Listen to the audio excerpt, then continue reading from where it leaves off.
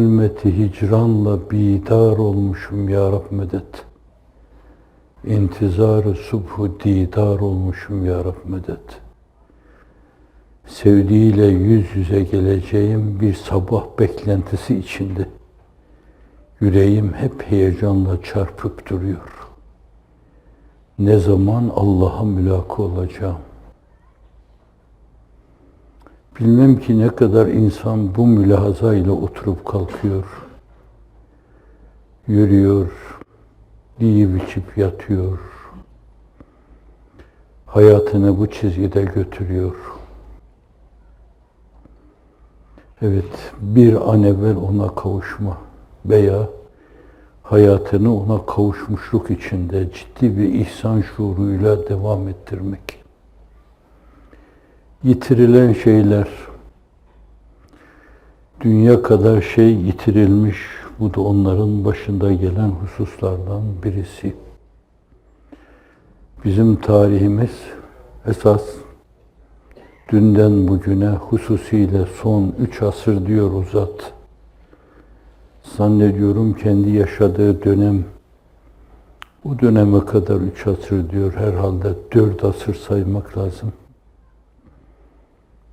4 asır tepe taklak gitme dönemi bizim için. Aslında 9 asır duraklama, renk atma, solma, pörsüme dönemi. Yer yer kıvamında bazı insanlar sergiledikleri seviyeli bir kıvamla diğerlerinde de bir sinerji oluşturmuş, onları da o çizgiye çekmişlerdir. Bir Ömer bin Abdülaziz, o eski zaten, bir Selahaddin, Akif Fatih'le beraber bir mısrada zikrediyor Bülbül şiirinde. Selahaddin-i Eyyubilerin, Fatihlerin yurdu diyor. Bülbülle dertleşirken eşin var, aşiyanın var, neler yitirilmiş. Baharın var ki beklerdin, kıyametler koparmak neydi ey bülbül nedir derdin? O zümrüt tahta kondun, bir semavi saltanat kurdun. Cihanın yurdu çiğnense hep, çiğnenmez senin yurdun diyor. Yurdun uğursuz, demsiz insanlar tarafından işgal edildiği dönem. Daha doğrusu değerler mahrumu yaşama, kaygınlığına kendisini kaptırdığı dönem diyeceğimiz. O dönemde esasen sanki biz o coğrafyayı kirletmiş, o geçmişte olan güzelliklerimizin bütününü kaybetmişiz gibi. Renk ata ata şöyle böyle 3 asır, 4 asır öncesine kadar geliyor. İhsan-ı şuuru yitiriliyor, insanlar farkında değiller. Allah tarafından görülüyor olma çizgisinde bir kulluk yaşama. Hep beni görüyor. Nasıl davranmam lazım benim? Acaba böyle yapmam, o beni görüyor. Benim onun tarafından görüldüğüm meselesi söz konusuysa bu ona karşı saygısızlık olur mu? Kahkaha atmak acaba ona karşı bir saygısızlık olur mu? Gözyaşlarının kuruması ona karşı bir saygısızlık olur mu? İlk yetiğimiz maalesef ihsan şuuru, ihlas mülahazası.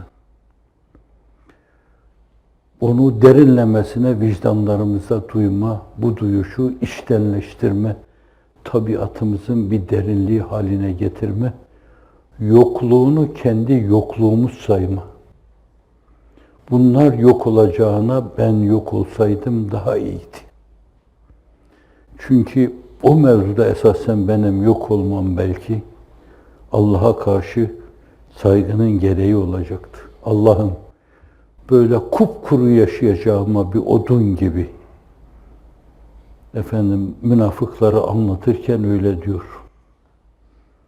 Yemen kumaşı giydirilmiş keranlar, kirişler, odunlar diyor. Yitirdiğimiz şey. Yüksek bir gayeyi hayal duygusu, mülahazası. Onu hedefleme, o istikamette yaşama. Nedir o? Zat-ı üluhiyeti dünyanın dört bir yanında duyurma, bayraklaştırma. Hazreti Ruhu Seyyidül Enam'ı bütün dünyaya duyurma. İstiyor ve işaretliyor. Adım güneşin doğup battığı her yere ulaşacaktır. O duyguyu yitirdik biz. Bir gittiğimiz de o bizim. Gayeyi hayalsiz yaşama. Gayeyi hayal olmazsa ya nisyan veya tenasi edilse ya bütün unutulsa veya unutulmuş tavrı yaşansa o zaman nefisler enaniyetlere döner. Herkes kendi kendine tapmaya başlar. Allah'ı bırakır kendine tapar. Varsa bir çıkar, o da benim için önemli. Çıkarım varsa esasen önemli. Bundan ne kazanıyorsam esas önemli olan şey odur. Dünyayı bana mesudane yaşatan şeyler neyse şayet esas gayeyi hayal odur. Böyle kas katı bir benlik, abidesi mi diyelim, putu mu diyelim, putu haline gelir. Gayeyi hayali yitirilmiş insanların dünyasında. 3 asır, 4 asır diyor bu meseleye. Fakat başlangıcı çok daha eskilere gidiyor. Evet, kulluğu ciddi, derin bir şuur mülahazasıyla yerine getirme, yitirilen şeyler bunlar. Ahiret mülahazasının yoğun bakıma kaldırılması veya musallaya konması veya gömülüp üzerine de altından kalkılmayacağı taşların konması neme lazım bir daha kalkar hortlar diye. Bilerek dünya hayatına, ahiret hayatına tercih etme kaybı, yitirilmiş şeylerden, geriye dönüp baktığımız şeylerden. Milletçe bize kazandırılan şeyler, geleneklerimiz, göreneklerimiz, ananelerimiz, edille-i şeriyenin yanında kitap, sünnet, icma-i ümmet, kıyas, içtihat, bunların yanında anane, gelenek, örfler, adetler, onlarla süzülerek, onlarla elenerek esasen dinin ruhuna uygun hale getirildikten sonra tabiatımızın bir derinliği haline gelmiş. Yitirilmiş şeylerden birisi de o. Başkalarını taklit etme esasen. Değersiz, kıymeti harbiyesi olmayan insanların arkasına takılıp sürüklenme. Kendimiz olma duygusunu yitirmişiz belli bir dönemden sonra. Bunları 100 tane sayabilirim ben. Bitirilmiş. Zannediyorum az kendimi sıksam 100 tane sayabilirim. Fakat şununla kafiyelendirmek istiyorum. O kadar çok yitirdiğimiz şey var ki fakat bunların içinde en acısı yitirdiğimiz şeyleri geriye dönüp arama duygusunu yitirme. Acaba nasıl diriliriz? Yeniden bir basubadel mevt yaşarız. Nasıl bir diriliş sergileriz? Nasıl insanlık imrenerek bize bakar? Yahu bunlar ne güzel böyle ütopyalarda olduğu gibi bir dünya tesis etmişler. Niye bunlarla beraber aynı çizgide değiliz? Ve öyle bir imrendirici tavır, öyle bir insanlarda arzu uyaracak tavır bu düşünceleri arama duygusunu yitirme. Dolayısıyla da yitirince esasen mafatı kaza etme gibi bir şey söz konusu olmuyor. Her şey olduğu gibi terk edilmişe emanet. Terk ediliyor ve fakat biz dönüp onlara acaba nereden eğer takibe alırsak telafi ederiz, kaza ederiz. Vaktine yetiştik, kaza edemedik. İnsani değerleri, ihsan şuurunu, ihlas ahlakını, İsar düşüncesini, insanca yaşamayı, melekleri imrendirecek bir keyfiyet sergilemeyi, bütün dünyanın parmakla gösterebileceği bir sistemin molekülleri olmayı, acaba bunları yeniden nasıl tedarik ederiz? Bu duygunun yitirilmesi doğrudan doğruya bir milletin kendi kendini yitirmesi demektir. Evet. Bunlar acı. Yıkıntılardan bahsin ifadesi esasen. Çöküşlerin, kırılmaların bahsin ifadesi. Fakat değişik dönemlerde bir kısım yenileyici insanlar tecdit hareketleriyle insanlarda olması gerekli olan o duyguyu uyarmaya çalışmışlar. Dinin ifadesiyle Hakim ve Müstedrek'inde geçen hadisle müceddit deniyor. 100 sene ifadesiyle ifade ediliyor. Bu 100 sene de olabilir, 90 sene de olabilir. Ömer bin Abdülaziz'i müceddit gördüklerinden Efendimiz sallallahu aleyhi ve sellemin 100 sene sonra olması itibariyle veya bi'setinden 100 sene sonra olması itibariyle esasen demek ki 100 senede bir esas bir müceddit geliyor. Gazali'yi 5. asırda, Hicri 5. asırda bir müceddit olarak görebilirsiniz. İkinci bine gireceğimiz zaman İmam-ı Rabbani Hazretlerini öyle görebilirsiniz. Bu çağa doğru geldiğimiz zaman 19. asırda Mevlana Halid-i Bağdadi'yi öyle görebilirsiniz. Yaşadıkları çağ, dönem, durum itibariyle kırılmaların keyfiyetine göre, ona göre diriliş projesiyle, planlarıyla ortaya çıkmış ve insanlara dupduru soluklarla yeniden dirilme, İsrafil gibi dirilme havası üflemişlerdir. Biraz evvel o sözle ifade ettim ben. Mevcudiyetleri başkalarında bir sinerjiye sebebiyet vermiş. Onlar gibi biz de dirilelim denmiştir. Hani değişik vesilelerle arz etmeye çalıştığım gibi bir camide keşke imam konuşurken bazen konuşamayacak hale gelecek şekilde hıçkırıklara boğulsa, keşke kalbi dursa ölse, keşke minberden aşağıya yuvarlansa ölse, bir kitap boyu anlatmadan daha ziyade vicdanlarda tesir olacaktır. Bu duygu insanlarda sizin caminizde de ölmüş mü ölmemiş mi? İnsafınızla meseleyi test edin. Biz evde öldük. Acaba camide bir dirilişe erebilir miyiz? Gittik, imam ölmüş, vaiz ölmüş, hatip ölmüş, cemaat ölmüş. Cenazelerin insana ifade edeceği hiçbir şey yoktur. Acaba mektep tekvini emirleri Kur'an'ın emirleriyle örtüştürmek suretiyle bize zat-ı uluhiyet adına bir şey ifade eder mi diye oraya doğru yöneldik. Gördük ki skolastik düşünce içinde bocalayıp duruyorlar. Ne medrese bir şey verecek durumda, zenginlikte, ne mektep bir şey verecek durumda ve zenginlikte. Yok. Hepsi yokluğa mahkum. Yokların varlık adına insana vereceği hiçbir şey yoktur.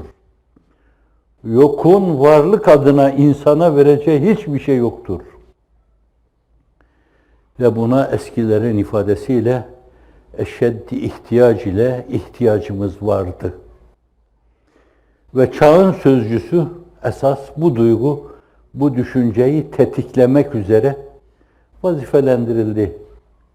o yüksek fetanetiyle, engin düşüncesiyle, Kur'an anlayışıyla, sünnet mülahazasıyla kendi zamanını doğru okuyarak zamanın yorumlarını kendi mülahazaları içine katmak suretiyle yeni yeni sentezler yaparak esasen insanlarda çok farklı şekilde uyanma duygusu meydana getirmeye çalıştı.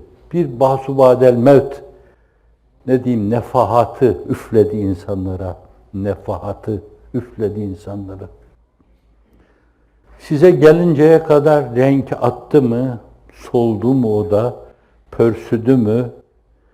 Bir Gülistan'a doğru giderken, bir Bağistan'a doğru giderken, bir Bostan'a doğru giderken acaba vefasızlıktan dolayı biz de onun açtığı o şeyi, o Gülistan'ı Haristan'a mı çevirdik? Yoksa çağa göre, şartlara göre ona bir yönüyle o çağın renk ve desenini ilave ederek çok yeni şeyler ortaya koyduk mu? Sentezler ortaya koyduk mu? Reca ve ümit açısından ben koyduk istikametinde veya koydunuz istikametinde mütealada bulunmak istiyorum. Koyduğunuz istikametinde. Fakat bir şeyi tahrif çok kolaydır. Senelerden beri, 3 asırdan, 4 asırdan beri balyozlarla, külünklerle yıkmaya çalıştıkları bir şeyi, bir kaleyi tamir ediyorsunuz. Bu hemen birdenbire yapılacak gibi değil. İhlas, samimiyet, vefa, adanmışlık ruhu. Bazen bir nesilde bu meseleyi Allah'ın izni inayetiyle ayağa kaldırır. Fakat o ölçüde ihlas, samimiyet, vefa, adanmışlık ruhu olmazsa belki 2 nesil ister, belki 3 nesil ister, bir 75 sene ister. Allahu alem. Öyle bir bahsubadel mevt, diriliş. Üstad Necip Fazıl makamı cennet olsun, bahsubadel mevt derdi. O ekolden yetişen Sezai Karakoç, diriliş sözcüğüyle o duyguyu ifade etmeye çalıştı. Dolayısıyla ikisi de aynı şey ifade ediyor. Öyle bir diriliş acaba bir nesilde mi halledilir, 2 nesil mi ister, 3 nesil mi ister? Diş sıkılırsa, ihlas istikametinde, ihsan duygusu istikametinde konsantrasyona geçilirse Allah'ın izni inayetiyle, hep oturulur kalkılır, Allah denirse Allah'ın izni inayetiyle belki bir nesle bile kalmaz, yani 10 senede günümüzdeki telekomünikasyon, inkişaf etmiş telekomünikasyon, teknoloji öyle inkişaf etmiş ki bir tuşa basmakla hemen Tayvan'daki, Tayland'daki insandan hemen münasebete geçebiliyorsun. Duygu ve düşüncelerin onun gönlüne boşaltabiliyorsun. Medya o istikamette öyle inkişaf etmiş ki hemen aynı günde, aynı demde, aynı anda hemen herkese her şeyi duyurabiliyorsun. Bu açıdan da bunlar yerinde değerlendirildiği zaman, rantabl değerlendirildiği zaman Allah'ın izni inayetiyle daha kısa zamanda öyle bir diriliş gerçekleştirilebilir. Yitikler bir yönüyle keşfedilmiş olabilir. Şunu yitirmiştik, şunu yitirmiştik, şunu yitirmiştik, şunu yitirmiştik, insani değerleri de yitirmiştik ve yeniden kendimiz oluruz. Buna dair yazılmış yazılar vardır. Kendimiz olmak. Yeniden kendimiz oluruz. Cenab-ı Hak bizi kendimiz olmaya muvaffak eylesin. Kar kış demeden her yanda güveniyor güller. İnayetle tülleniyor gelip geçen günler. Güller gününün yad ediyor bütün gönüller ve siliniyor ruhumu saran hüzünler. Dünyanın dört bir yanına açılan arkadaşlar, peygamberler yolunda o ruhu yeniden ihya etme, çöle çevrilmiş yerlere tohumlar şeklinde saçılma. Bir gün bu tohumlar başa yürüyecek mülahazasıyla hareket etme, kendilerini silme, kendilerinin yerinde mefkurelerini, gayeyi, hayallerini ihya etme ve dünyanın ihya edilmesini, insanlığın ihya edilmesini bu ihyaya bağlama. Biz böyle tohumlar şeklinde kendimiz adına yok olursak, kendimizi düşünmeyecek kadar bu mevzuda fena fillah, beka billah, maallah olursak Allah'ın izni inayetiyle öyle bir diriliş gerçekleşir ki hakikaten herkese parmak ısırttırır. Ve herkes sizi parmakla işaretler. Buna eskilerin ifadesiyle müşarun bil benan denildi. Parmakla gösterilme mevzu. Allah'ın izni inayetiyle. Böyle bir şeye doğru gidiliyordu. Yani yitiklerin telafisi, yitiklerin yeniden bulunması istikametinde bir yolda yürünüyordu. Umuru hayriyenin muzır manileri olur. Şeytanlar bu hizmetin hadimleriyle, bu yola açılmışlarla çok uğraşırlar. Bu şeytanlar bazıları insan şeklindedir. Aynı zamanda gücü kuvveti elinde bulunanlar şeklindedir. Bunlar bu istikamette açılmış insanları kösteklemek, frenlemek, kündeye getirmek için esas dökülüp yollarda kalmaları adına lazım gelen her şeyi yaparlar. Kimilerini derdest eder, içeriye atarlar. Kimilerini ayrıştırırlar. Aynı zamanda onları değersizleştirirler. Hor hakir hale getirir. Tesirini kırmaya çalışırlar. Kimilerinin ellerinden gelirse öldürürler, yok etmeye çalışırlar. Ve böylece bütün dağılma yollarını, derbeder olma yollarını değerlendirirler. Şeytanlar bu hizmetin hadimleriyle çok uğraşırlar. Bu açıdan da dünyanın dört bir yanına namı celili ilahiyi ve namı celili nebeviyi götürüp insanlığa duyurma istikametinde hareket eden insanlar değişik köşe başlarında bu türlü gulyabanilerle karşı karşıya geleceklerini hatırdan dur etmemeliler. Hemen her zaman böyle biriyle karşılaşacağım mülahazasına göre hareket etmeliler.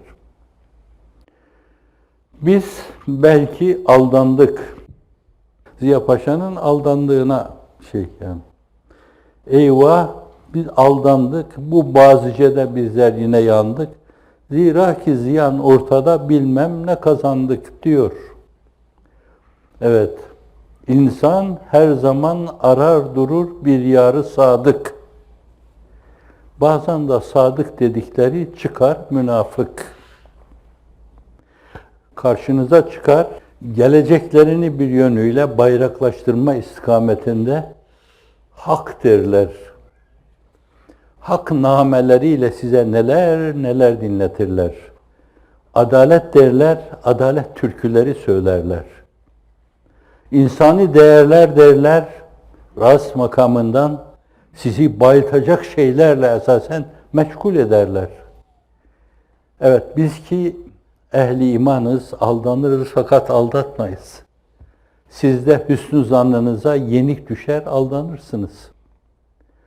Dolayısıyla da onların arkasından koşarsınız. Evet, bu çoğu zaman müminlerin acı kaderi olmuştur. Hüsnü zanlarına yenik düşmüşlerdir. Çağın sözcüsü, müminiz, aldanırız fakat aldatmayız diyor. Biz ki müminiz, aldanırız fakat aldatmayız. Evet, aldandık.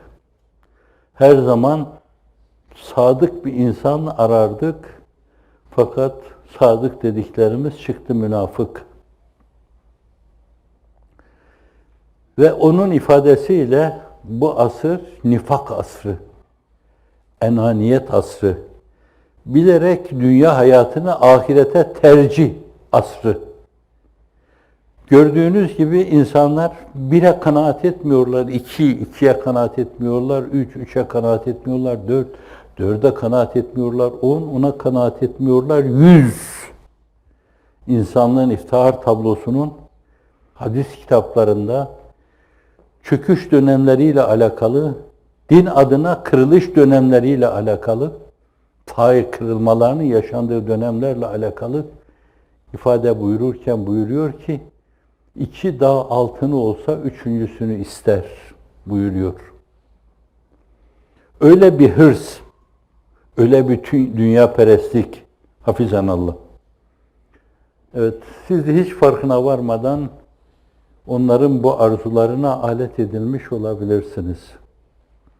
Ama inşallah başlara inen o balyoz uyarmış, Ebu Bekir yoluna, Ömer yoluna, Osman yoluna, Ali yoluna, Selefi Salihin yoluna bir dönemde sizin de birkaç asır esasen hakiki manada temsil ettiğiniz gerçek Müslümanlık yoluna insanlar yönelmiş olurlar ve Allah yönlendirmiş olur.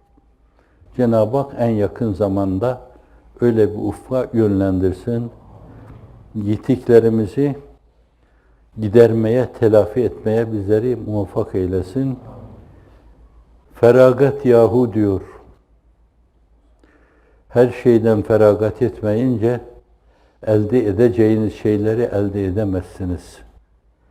Ne eve takılacaksın, ne evciye takılacaksın, ne evladı iyala takılacaksın, ne anneye babaya takılacaksın, ne köye kasabaya takılacaksın, ne saltanata, debdebeye, yıldıza takılacaksın,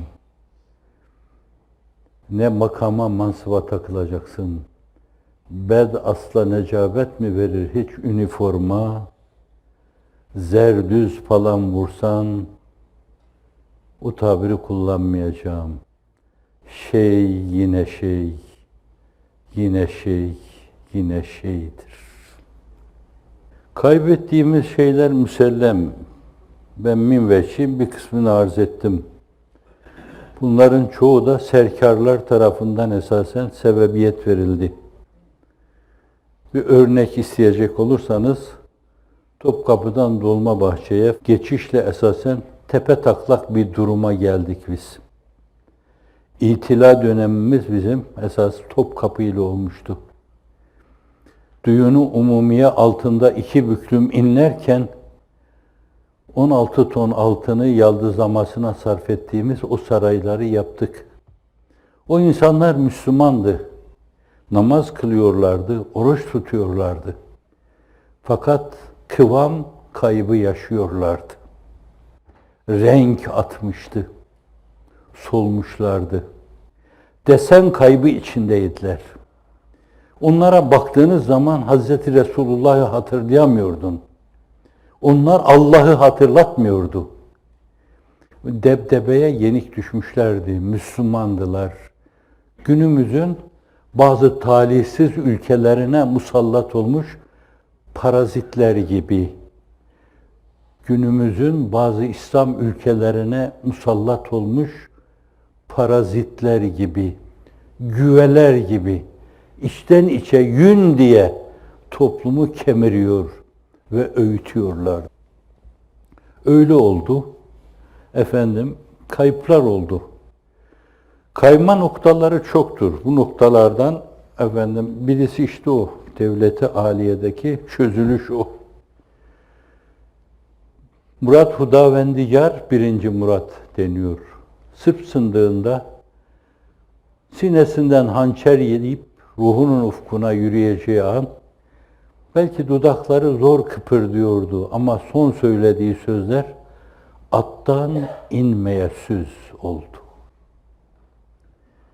Attan indik, merkuba bindik, zirvelerden derenin dibine indik. Birileri diyor, nereden nereye, zirveden dereye, ahırdan mereye, samanlığa. Kimse aklını peynirle yememiş. Nereden nereye görüyor herkes onu. Evet, çözülüş öyle oldu yani. Fakat Yitirdiğimiz şeyleri bulma adına belki tarihin sayfaları arasında yeniden meseleyi bir kere daha mütalaya tabi tutmak. Analizlerimizi ve sentezlerimizi ona bakarak esasen yapmak lazım. Hüneyn vakasını mütakip, ciddi bir ganimet. Onlar güçlü kimselerdi ve Müslümanların birkaç katıydı. Ve ilk planda, Uhud'un son planında olduğu gibi muhakkak bir hezimet yaşandı. Fakat insanlığın iftihar tablosu, işte orada her zaman serkarlar öyle yaparlar. Hazreti Abbas diyor ki, amca Hazreti Abbas, atını öyle mahmuzladı, geriye çekilen yağan oklar karşısında geriye çekilenlere mukabil atını öyle mahmuzladı ki öne doğru, en öne doğru. Yani şimdi burası ölünecek bir yerse evvela benim ölmem lazım buyurdu. Uhud'da da öyle yaralandı.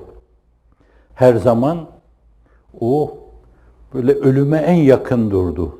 Ölüme en yakın durmak suretiyle ölümü sevdirdi. Seve seve herkes ölüme koştu orada. Musablar öyle, İbn-i Cahaşlar öyle, Abdullahlar öyle, Hazreti Cabir'in babası Abdullahlar öyle.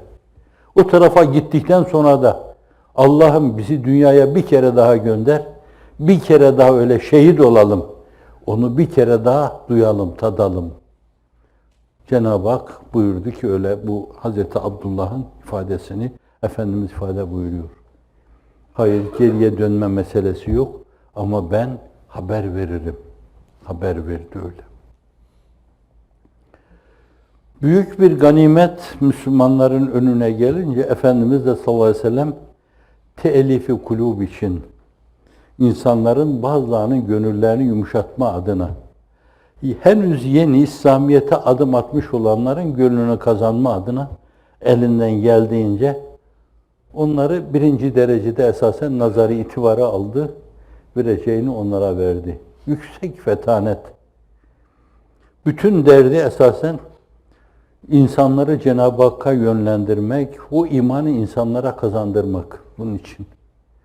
Zannediyorum deselerdi ki sana, senin dediğin şeyleri yapmamız için canını vermeni istiyoruz, hiç tereddüt etmeden ben o meseleye teşneyim buyururlardı.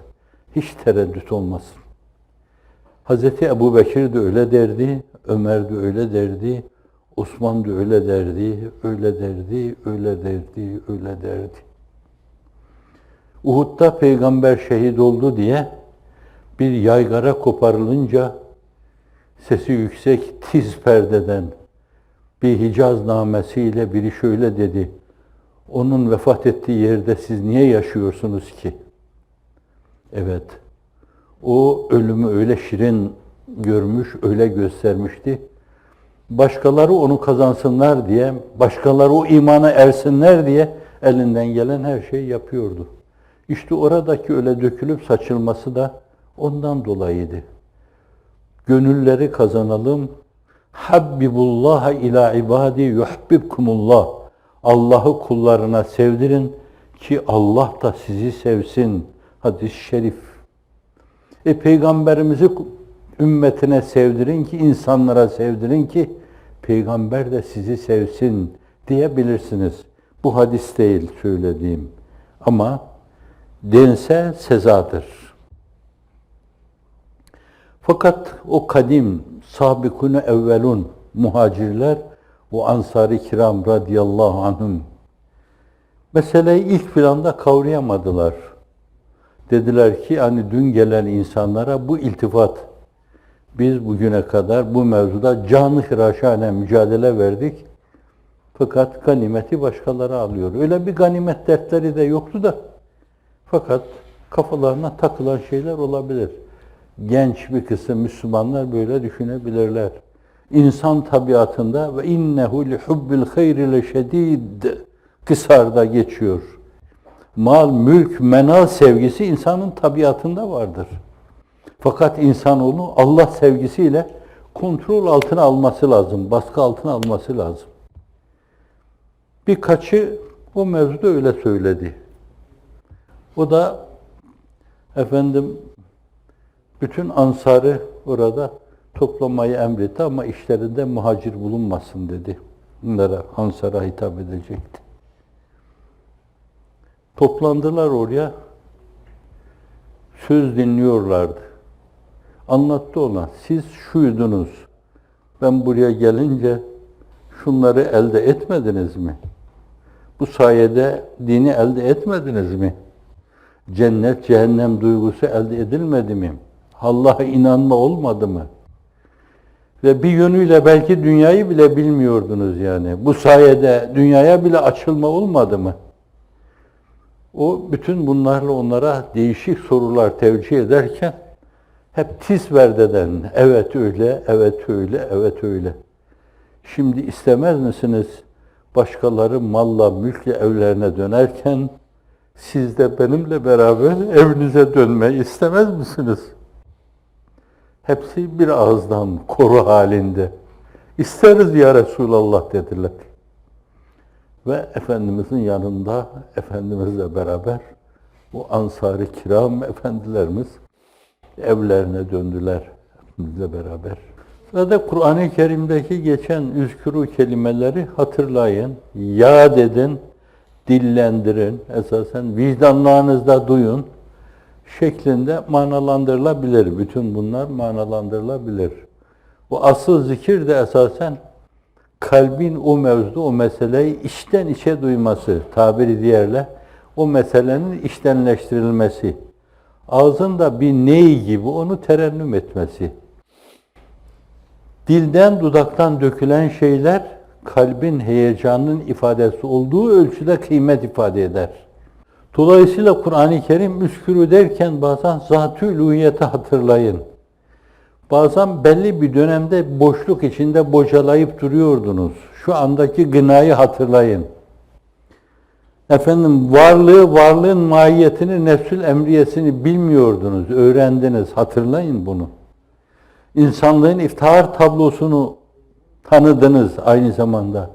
Onun beyanıyla nelerin açığa çıktığını, vüzuha kavuştuğunu hatırlayın. Değişik yerlerde siyak, sibak itibariyle değişik şeyleri hatırlatma anlamında hep veskuru. Fezekkir fe inne zikra tenfe'ul müminin. Evet. Hatırlat, inanan insanlara hatırlatma çok yararlı olacaktır. Hatırlat devamlı deniyor. Bizim de belki bu türlü şeyleri sürekli birbirimize hatırlatmamız icap ediyor. Eksiğin, gediğin giderilmesi adına eksik, gedik, ümitsizliğe sebebiyet vermeyecek şekilde, yeese badi olmayacak şekilde anlatılmalı. Fakat aynı zamanda bir yüksek ufuk gösterilmeli bununla.